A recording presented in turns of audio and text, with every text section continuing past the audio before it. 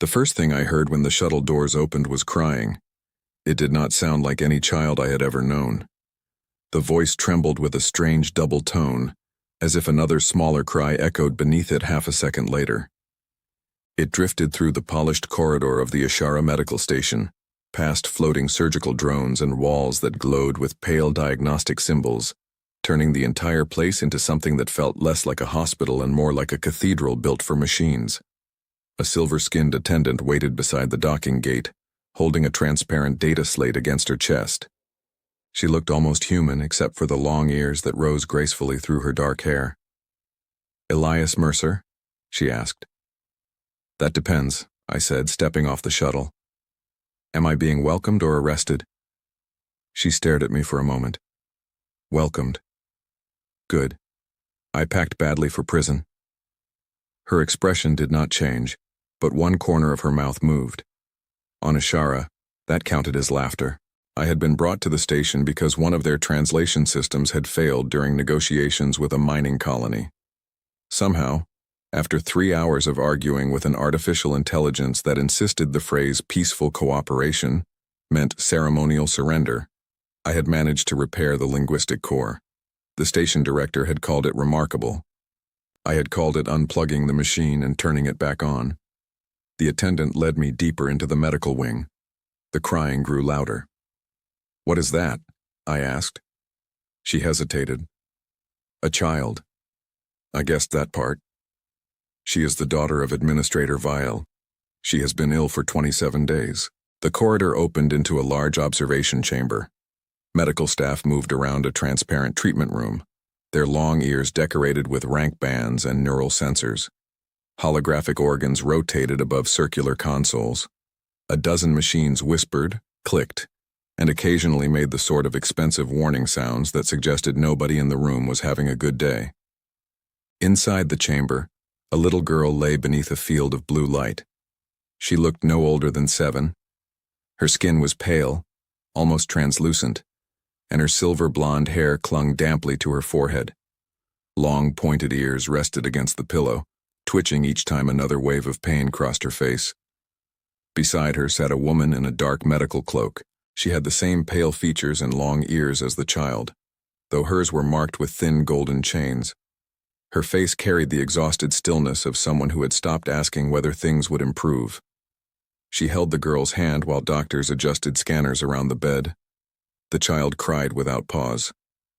"What is wrong with her?" I asked quietly. The attendant's voice lowered. "They do not know." A doctor approached us. He was tall, severe, and surrounded by 3 floating instruments that followed him like nervous metal birds. "You are the human technician," he said. "I prefer linguistic engineer. You reset a translation unit. Linguistic engineer sounds better on invoices."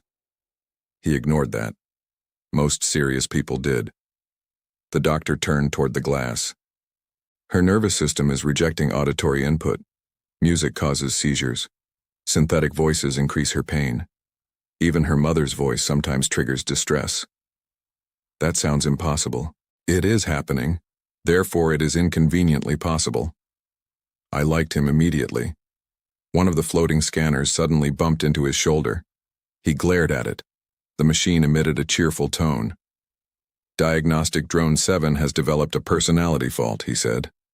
"It seems friendly. It has prescribed rest to 6 machines and told me I look tense. Do you?" He looked at me. "Very." Inside the room, the little girl cried harder. Her mother leaned close, whispering something I could not hear. The girl turned away, shaking. The doctors activated another device. A ring of light descended over the bed and projected hundreds of neural pathways into the air. For several seconds, the display pulsed normally. Then every line turned red. Alarms sounded. The machines spoke over one another in rapid Seran.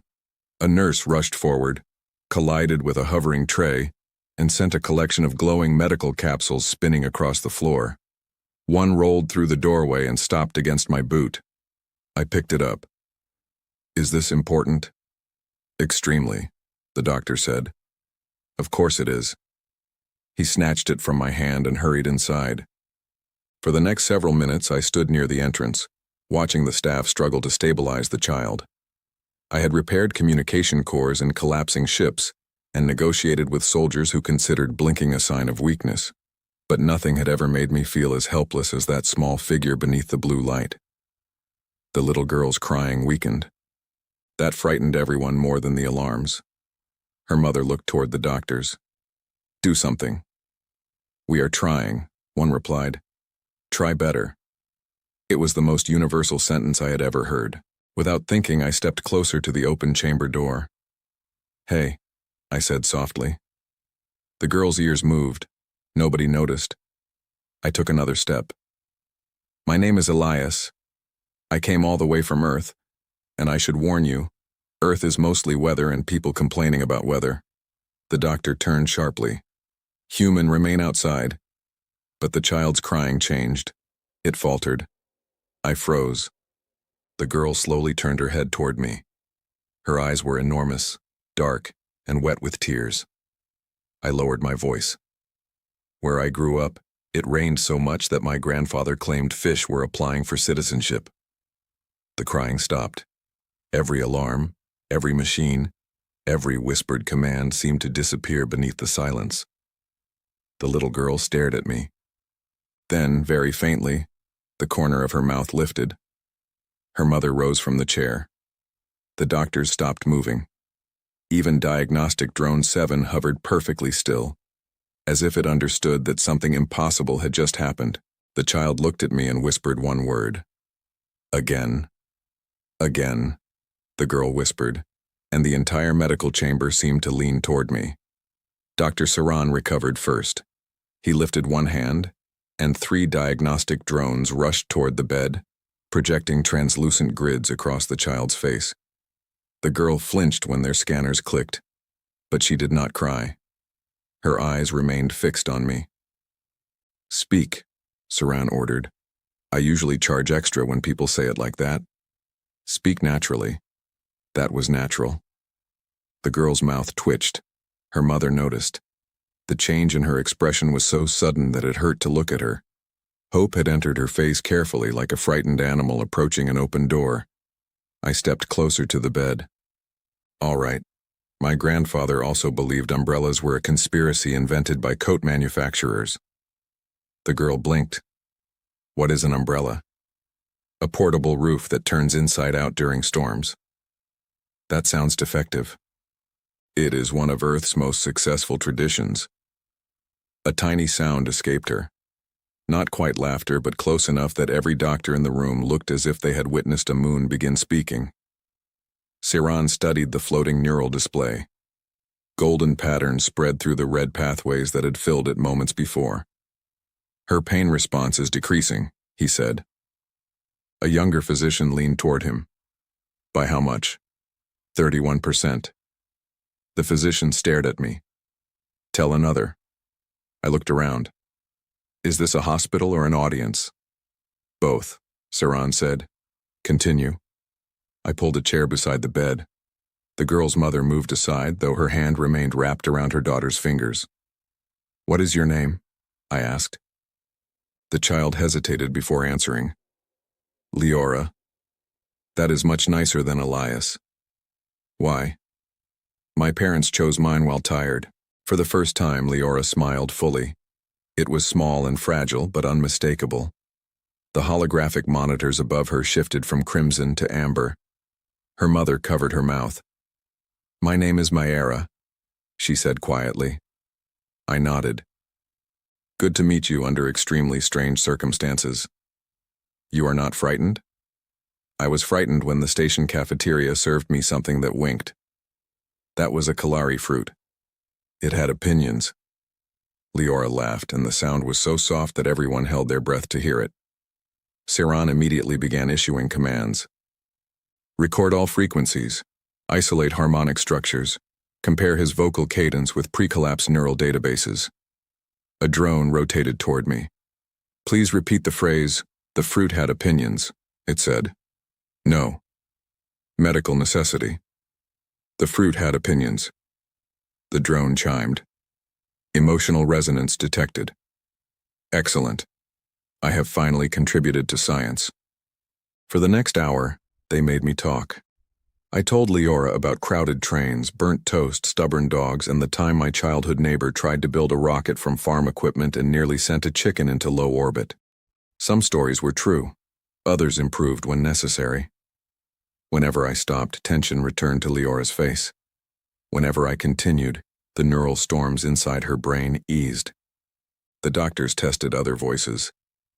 Seran tried reading one of my stories from a translation slate, but his grave tone made the chicken incident sound like a military tragedy. A nurse tried next, adding dramatic gestures that frightened 2 drones and knocked over a tray. Even the station's artificial intelligence copied my voice, though it delivered jokes with such perfect timing that they became unsettling.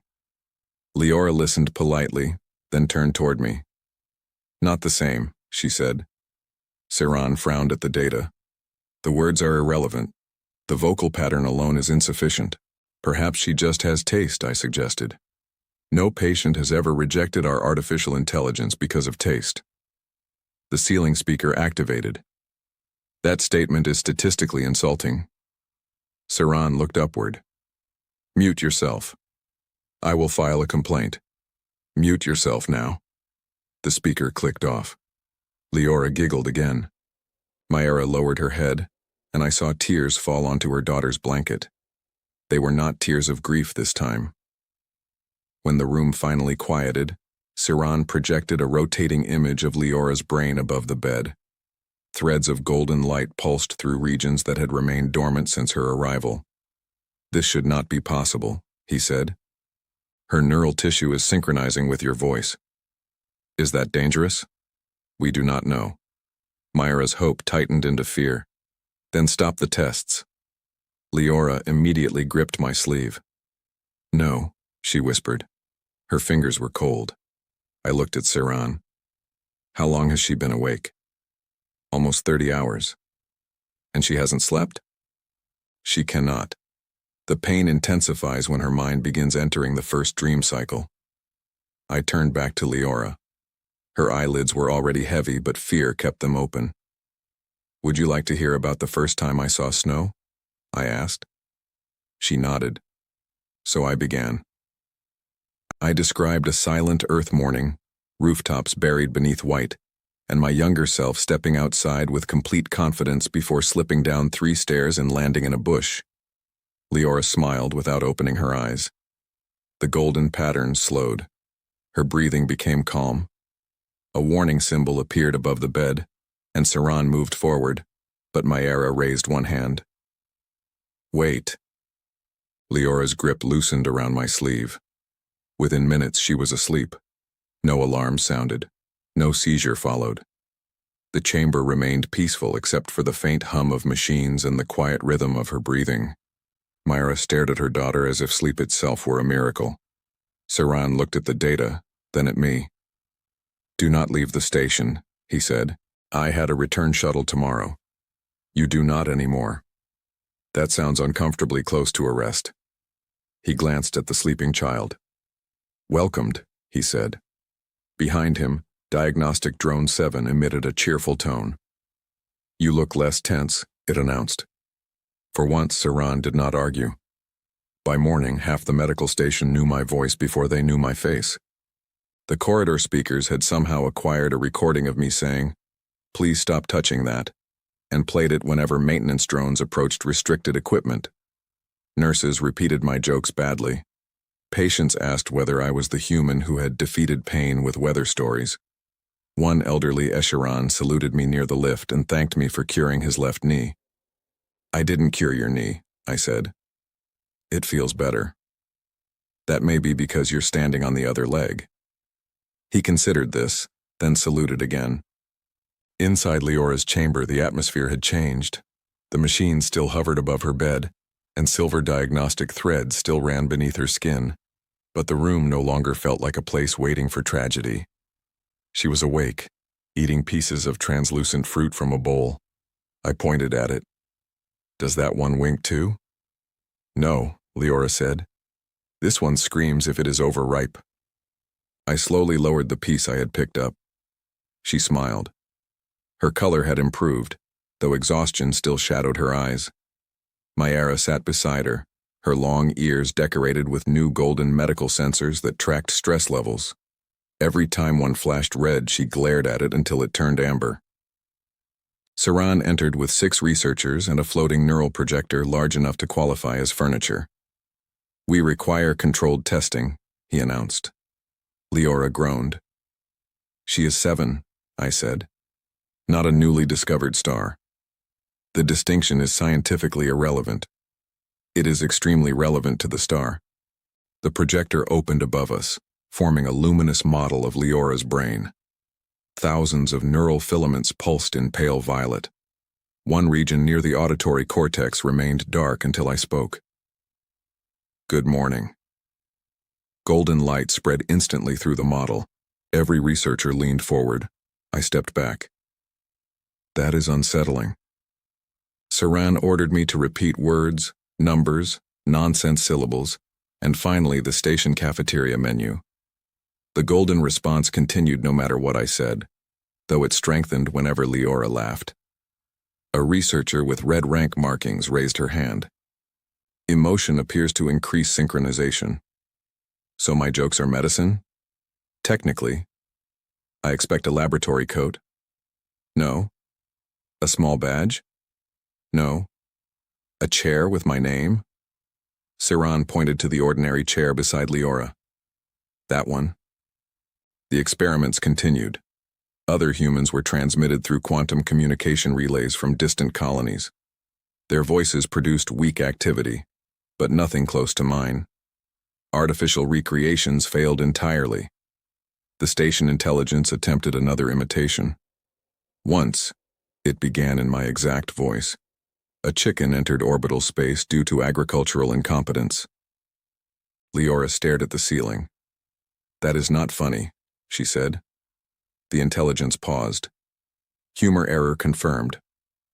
"You made it sound like a war report," I told it. "I lack chickens." "That may be the problem." The researchers laughed, but Seran remained focused on the neural display. He enlarged a cluster buried deep in Liora's temporal lobe. "What is that?" Maera asked. "A dormant structure," he said. "It should not exist." Those words emptied the humor from the room. The structure resembled a spiral wrapped around a tiny point of darkness. Each time I spoke, it pulsed in perfect rhythm with my voice. Seran called for genetic scans. Ancient strands appeared beside the brain model, filled with symbols that none of the station's databases could identify. Maera stood. "You told me her illness was neurological." "It is, but this pattern is encoded in her cells." "From whom?" "We do not know." Liora looked between them, frightened. I sat beside her. "Would you like to hear about dogs?" Her fingers closed around mine. "Are they dangerous?" "Only near sandwiches." As I told her about the dog I had owned as a boy, the researchers worked quietly around us. I described how he had stolen socks, chased delivery drones, and once buried my father's identification card beneath a rosebush. Liora laughed when I explained that my father spent 3 days legally listed as missing while standing in his own kitchen. Then the neural projector flickered. The golden spiral expanded. A pulse rolled through the chamber strong enough to dim the lights. Every drone stopped in midair. The walls displayed the same unknown symbol, a circle divided by 3 curved lines. Seran stared at it. "What happened?" I asked. Before he could answer, the station intelligence spoke in a voice no one had heard before. It was low, distorted, and ancient. "Resonant carrier identified." The symbol vanished. Power returned. The drones resumed moving as if nothing had happened. Maera pulled Liora close. "What does that mean?" Seran looked at me with an expression I had not seen on him before. "Fear." "It means," he said slowly, "that something inside this station has been waiting to hear his voice." The passage closed behind us before I could decide whether turning around would have been cowardly or simply intelligent. Golden lines glowed beneath our feet, leading downward through walls of black metal that absorbed the light instead of reflecting it. Liora held my hand with both of hers. Her steps were slow, and every few meters she stopped to breathe, but she refused to let me carry her. "I am not a baby," she said. "I know. Babies are much louder." She gave me a tired look. "I cried for 27 days. "Exactly. You are clearly a professional." A small smile appeared, and the red flicker beneath the medical patch on her neck faded slightly. I kept talking as we walked. I told her about Earth elevators that played terrible music, vending machines that stole money, and my uncle who believed all household robots secretly judged him. "Did they?" Liora asked. "Absolutely. One refused to clean his room on moral grounds." The corridor responded with a low vibration. I stopped. Was that laughter? "Structural movement detected," the ancient voice said from everywhere around us. "Your timing needs work." We reached a circular door covered in the three-line symbol. It opened when Liora placed her palm against it, revealing a chamber so vast that the medical station above could have fit inside it. Thousands of transparent pillars rose from a silver floor, each containing suspended threads of light. They pulsed like sleeping nerves. At the center stood a dark platform surrounded by rings that rotated without touching anything. Liora stared upward. "Is this a hospital?"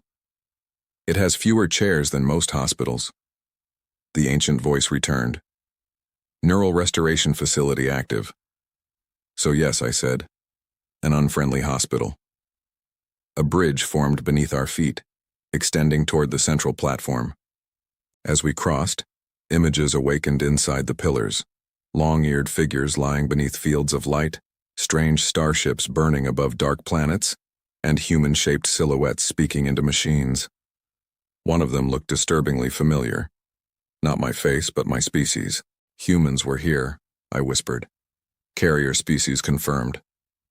The rings around the platform accelerated.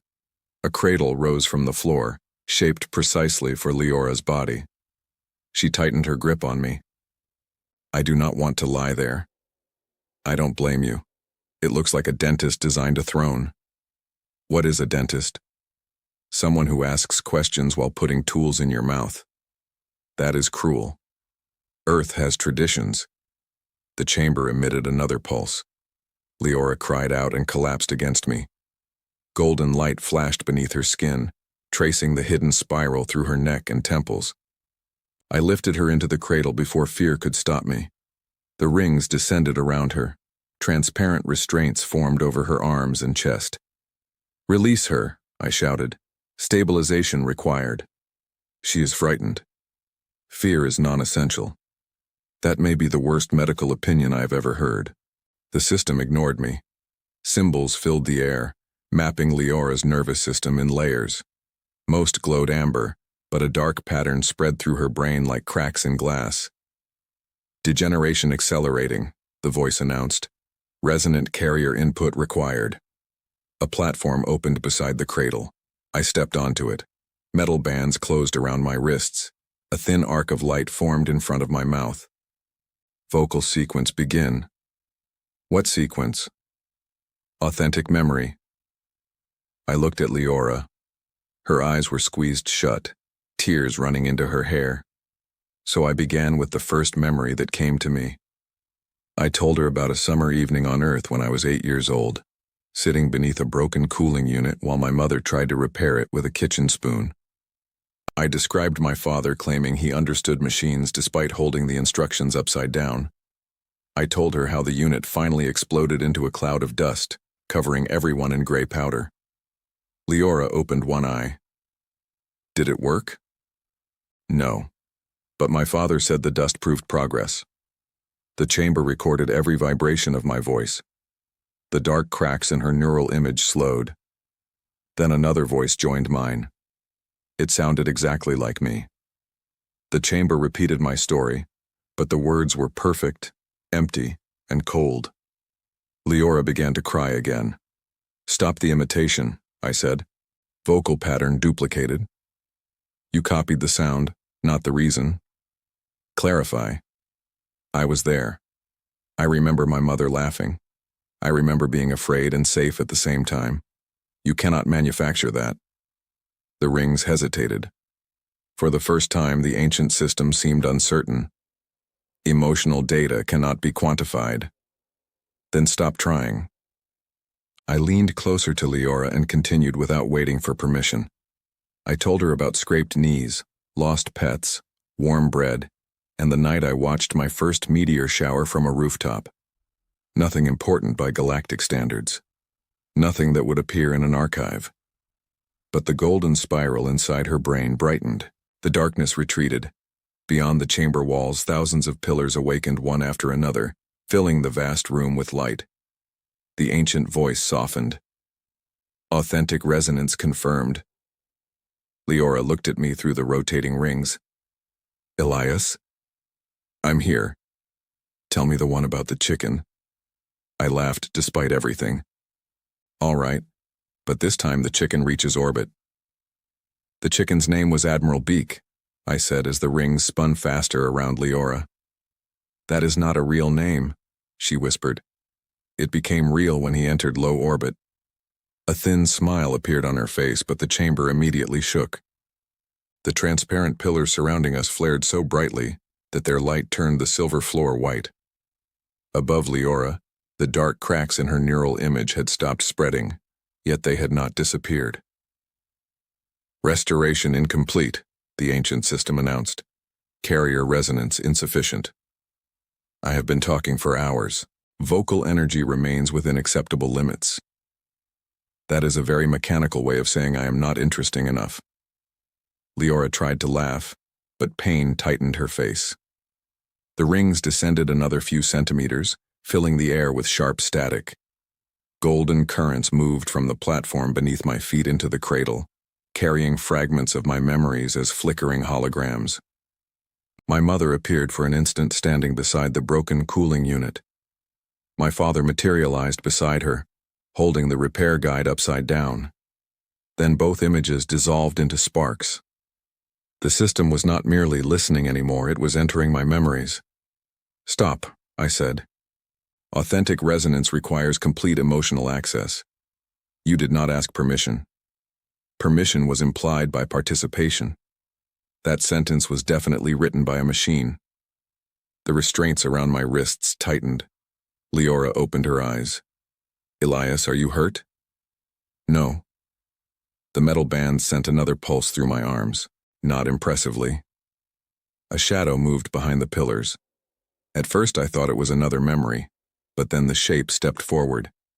It was tall, almost human, formed entirely from dark particles. Its face had no features except a narrow line of golden light where its mouth should have been. Contamination detected, the chamber warned. The figure moved toward Liora. Every ring stopped. The golden pathways in her brain flickered. What is that? I asked. Residual neural entity. Origin unknown. Can you remove it? Previous attempts failed. The shadow reached the edge of the cradle and stretched one hand toward her forehead. Liora screamed. I pulled against the restraints. Get away from her. The figure turned toward me. When it spoke, it used Liora's voice. Carrier. The word echoed through the chamber. Then it used Maera's voice. Leave her. Then Seran's. She cannot be restored. Finally, it spoke in my own voice. You will fail. That was irritating. You sound terrible, I told it. The shadow paused. My voice is warmer. It advanced. I looked at Liora. Her eyes were wide with terror, but she was still watching me. Do you remember the dog story? I asked. She nodded weakly. The one who buried your father's identity card. That's the one. The shadow leaned over her. What happened next? She asked. My father blamed the neighbors. That was not sensible. He was wearing one slipper and holding a shovel. Sensible had already left. Liora laughed. The sound struck the shadow like a physical blow. Its body rippled, scattering black particles across the platform. The ancient system reacted instantly. Entity destabilized by emotional variance. So jokes are weapons now? Statement statistically accurate. Finally, science understands me. I kept speaking. I told Liora every ridiculous memory I could find. I described my school's ancient service robot, which had mistaken a fire drill for an invasion and surrendered to the janitor. I told her about my first attempt at cooking, when the smoke alarm contacted emergency services and described the meal as a chemical event. Each laugh weakened the shadow, but it fought back by pulling darker memories from me. The chamber filled with an image of a hospital room on Earth. My mother lay beneath white sheets, older and thinner than Liora had ever seen her. I heard myself promising that everything would be all right, though we both knew it would not. My voice broke. The shadow grew. Liora looked at the image, then at me. "You were sad?" she said. "Yes." "Did you keep talking to her?" "Until the end." "Then talk to me." The simplicity of it cut through the fear. I began again, not with a joke but with the truth. I told Liora how frightened I had been, how helpless, how sometimes a voice could not cure anyone, but could keep them from being alone. The golden spiral inside her brain opened like a flower. Light erupted from the cradle.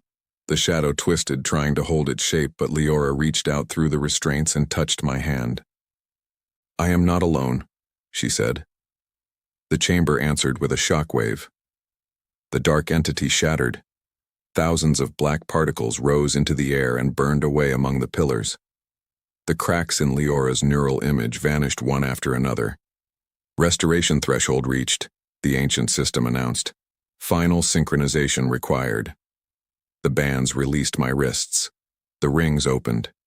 For one hopeful second, I thought it was over. Then the entire chamber began collapsing. Pillars cracked. Holograms vanished. The bridge behind us broke into pieces of light. "Structural failure imminent," the system said calmly. "You might have mentioned that earlier." Earlier failure was only probable. Liora's cradle started sinking into the floor. I grabbed her and lifted her into my arms. "Where is the exit?" A golden path appeared across the collapsing chamber. "Carrier must maintain resonance during evacuation." "You mean I have to keep talking?" "Correct." Liora wrapped her arms around my neck. "Tell me what happened to Admiral Beak." I ran toward the disappearing bridge as pieces of ancient machinery fell around us. "He survived re-entry," I said breathlessly. "Unfortunately, he returned with military ambitions." Liora laughed against my shoulder. Behind us, the chamber collapsed into darkness.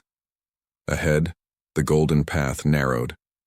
And beneath my hand, for the first time since I had met her, her heartbeat was strong. The golden path vanished 3 steps behind us. I ran with Liora held against my chest while the ancient chamber folded inward like a dying star.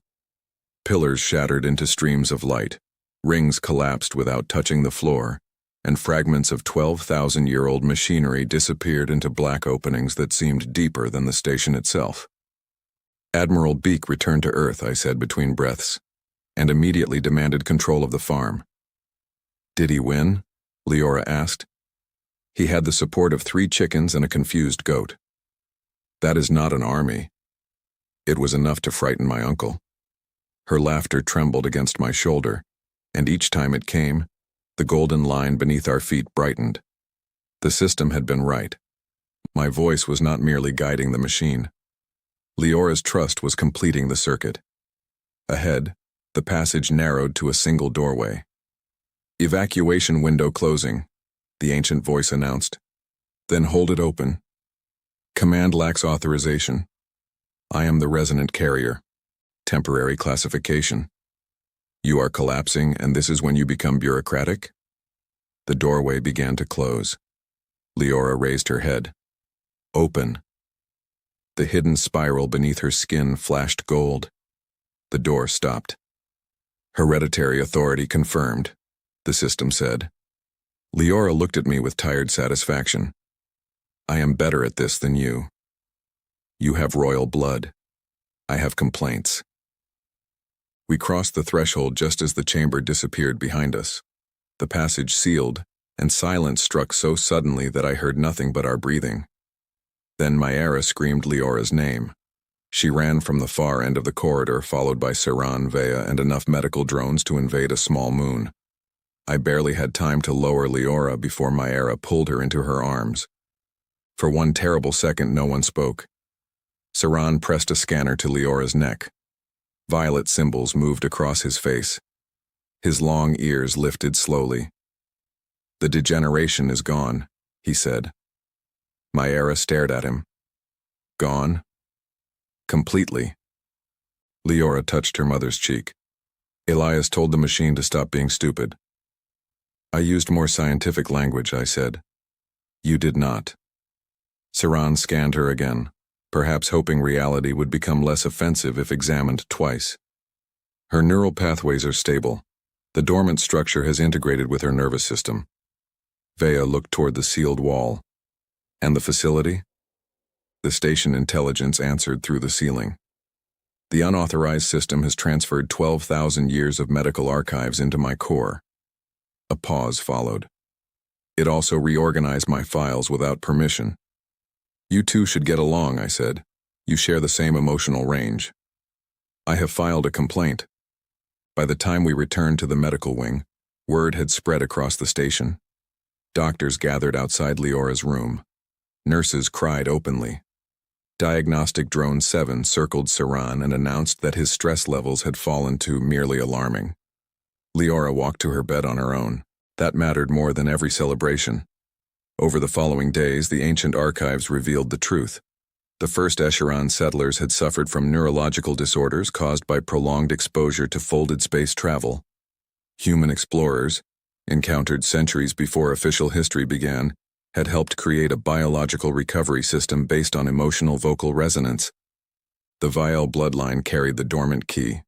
Humanity carried the compatible frequency. The connection had never been mystical. It had simply been forgotten. Seran published a preliminary study with a title containing 43 words and no humor. I suggested calling it The Chicken Cure. He refused. Liora approved. Recordings of my voice helped some patients, but not all. The archives confirmed what the chamber had already taught us. Imitation was not enough. Healing required trust, memory, and genuine emotional connection. For the first time, the station began training doctors not only to diagnose pain, but to sit beside it. Maera established a new department for cross-species resonance medicine. Vea became director of the recovered archives. The station intelligence gained access to the dessert refrigerator and immediately locked Seran out of it. As for me, I missed my return shuttle. Then I missed the next one. Weeks later, I stood beside the observation window while Ashara's blue sun rose behind the planet. Liora sat on the floor with a collection of model animals from Earth, giving military ranks to every chicken. "You could return home," Maera said beside me. "I know. Do you want to?" Once I would have answered quickly. I had spent years moving between colonies, repairing machines, translating arguments, and leaving before anyone expected me to stay. I had believed usefulness was safer than attachment. Then a frightened child had taken my hand in the dark and trusted my voice more than all the technology around her. "I think," I said, "I have been leaving places before they could become important." Maera looked toward Liora. "And now?" "Now I have a medical department depending on my childhood embarrassments." From the floor, Liora raised a model chicken. "Admiral Beak needs another story." Maera smiled. "That sounds like an official summons." I sat beside Liora as stars moved beyond the glass. She leaned against my arm, healthy, warm, and impatient. "Tell me something true," she said. So I told her about a man who traveled across the galaxy believing his voice was only useful for solving other people's problems. I told her how he met a little girl who cried because the universe hurt too much, and how she taught him that staying beside someone could be more powerful than fixing them. Liora listened quietly. When I finished, she looked up at me. "That story needs a better ending. What would you suggest?" She placed Admiral Beak in my hand. "He stays." Outside the window, the blue sun climbed higher. This time I did.